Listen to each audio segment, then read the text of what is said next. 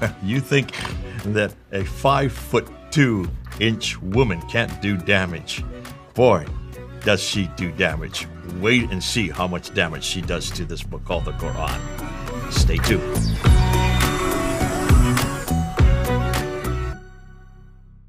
Last time we showed you video clips of what many of the prominent Muslim apologists say about the Quran. The fact that it's summarized in this phrase, perfectly preserved book, perfectly preserved book, unchanged book.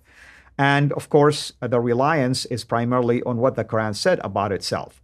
Today, we are going to show you the opposite of that and what a 5'2" woman can do to Islam and the Quran and the damage that she has inflicted on this perfectly preserved book. With me here to unpack all of that is our dear brother, Jay Smith. Dr. Jay, welcome back. And of course, we are talking about our dear sister Hatun and an incident that prompted all of this a couple of years ago when the idea of multiple Qur'ans was brought into public, technically speaking. Yes, I will give you a story about that in just a bit. But what I want to do is play a video of how this blew it open. When you have something that's this remarkable, and remember, you have been told since you were born, I've been told in all my 40 years of working in Islam, that there has never been any changes to the Quran. If it's eternal, it cannot have one word, not one letter changed. And obviously, if that is the case, we've always assumed that was until she found something. She found not just one, but 7 different Arabic Qur'ans. We're not talking about translations. These are all Arabic Qur'ans. And they're over 1,000 years old. And she found them in the Middle East, came to me in London. And I said, we've got to take this down to Speaker's Corner. We've got to show this to the world. When you go to Speaker's Corner in London, if any of you ever get to London, go to Speaker's Corner. Hatun is usually there. Hatun Tash from Turkey. Her father was an imam or still is an imam. She left Islam because of falling in love with Jesus Christ. She's now a sister in Christ. And because of that, she's tenacious when it comes to the Quran itself. So we took this down in 2016. 2016, that's quite a few years ago. In June of 2016, and we held it up. I'm going to show you the video as to what happened. It's just a synopsis. We were there for over almost an hour. This is just a few minutes synopsis looking at that. Let's look at that video and let's see what happened. Okay, here's. There is only one Quran, right? And that every Quran in the world is the same. That's what you've been told. You have been told a lie.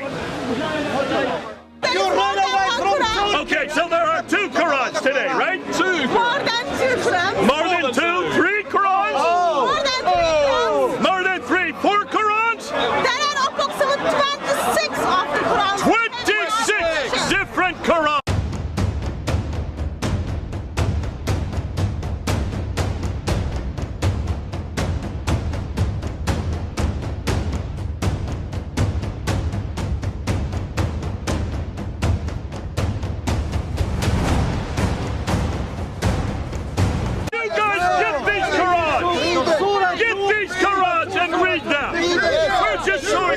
Oh, go ahead, start throwing things out. It says they were anointed.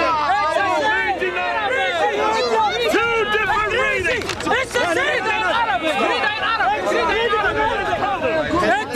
Difference. Look and see which has the Papa and which has the Dhamma. The difference is between Papa and Dhamma. Read it.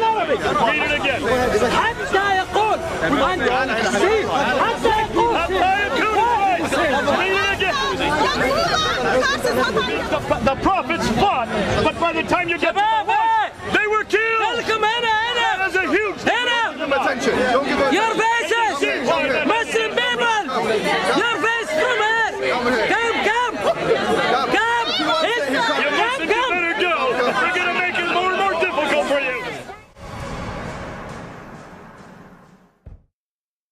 The panic, and Muhammad Hijab is there also, and they're asking the Muslims to just steer away from you, obviously because they're noticing the crowd is paying attention to something shocking. Now, what is so interesting, it was called 26 Qurans back then. It was shocking. How many Qurans so far? Oh, she's up to 37. We're going to get into that in probably the next episode because we don't have time. But I want to just unpack a little bit what you just saw there. So here we are. This is the first time this has ever been done in public.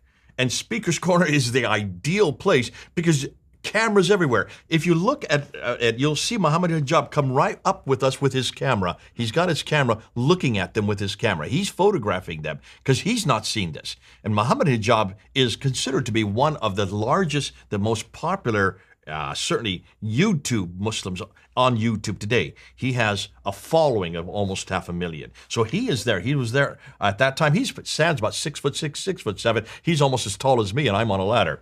And he's filming us. He sees that there's a problem here. That's why he then retreats back, goes out behind the crowd. That other guy comes and helps him out, and he's yelling in Arabic while Muhammad Hijab is yelling in English. Come to me, come to me. Don't look at what they're showing you. That's right, that's what they're saying, yeah. Don't listen to what they're saying. Come to me, we'll explain it. Come to me, Muslims, this is what they're saying. They were you could see they were caught flat-footed. They had no idea.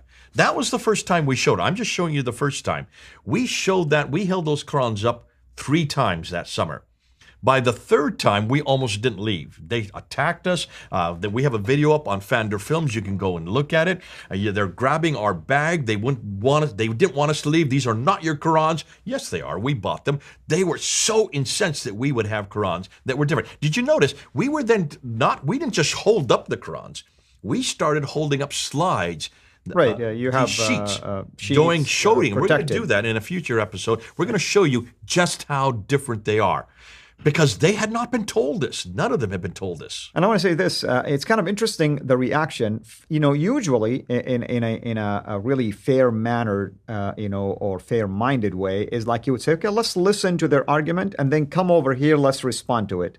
No, they were interrupting the whole thing. They were throwing things They don't at want us. you to even finish your... That one guy grabs it. That was not the first time. That's why we laminated it, because Right, we knew these would be ripped up. They always just rip anything they don't like. Well, we laminated. You can't rip that up, and we held on to it very tightly because we were then showing it. We were looking at the hafs, so this is the hafs here, and we were showing the warsh. They're doing the Uthmanic method of ripping off things, right? Absolutely. We show Kalun or Kasai. We were showing different ones side by side, the same verses. We're going to show you that exactly how damaging this are. But that was the initial time, 2016, June of 2016. We did it again in July. We did it again in August. By the time August came by, we knew that they would steal it. We would not be able to do it a 4th time. That's how damaging this is. Now, in the next episode, I want to look at some of the ones that she has. And then what I want to do after that is I want to show and explain exactly what these different Qur'ans are. There's a huge... a lot of people just don't know what these are about. What are these qira'ats? These are qira'ats. What do they mean?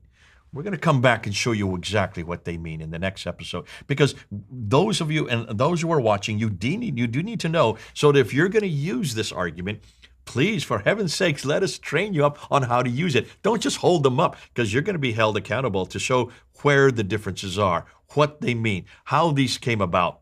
And then we're going to see an interview that happened in 2020 with Muhammad Hijab, the same Muhammad Hijab who was there in that meeting, who there on that day, who was telling all the Muslims that he would explain it. Let's see how well he explained it 4 years later. But that's coming up yet. Let's then first unpack it, look at these qira'ats, see what they are, see why they're damaging, and then see where the historical context is for creating these changes, because every one of these are changes. Okay? Wonderful. Thank you so much, brother. Thank you, everyone, of course, for tuning in. And as you can see, and of course, you can always go to Fander Films, right? That's where they would find... P-F-A-N-D-E-R F-I-L-M-S. Yeah, you will go and find this video, and you'll be interested, of course, into track the development of all of that since that video, obviously, and you will see how things began to really spiral downhill, I'm sorry to use that word, and unfold a multiple troubles when it comes to the Quran. And we're not talking about just minor, synonymous readings. No. Well, we're going to spotlight and highlight for you things that are theologically damaging, okay? Theologically damaging. You cannot have... an apple and orange and tell me they're both are one and the same. It doesn't work that way.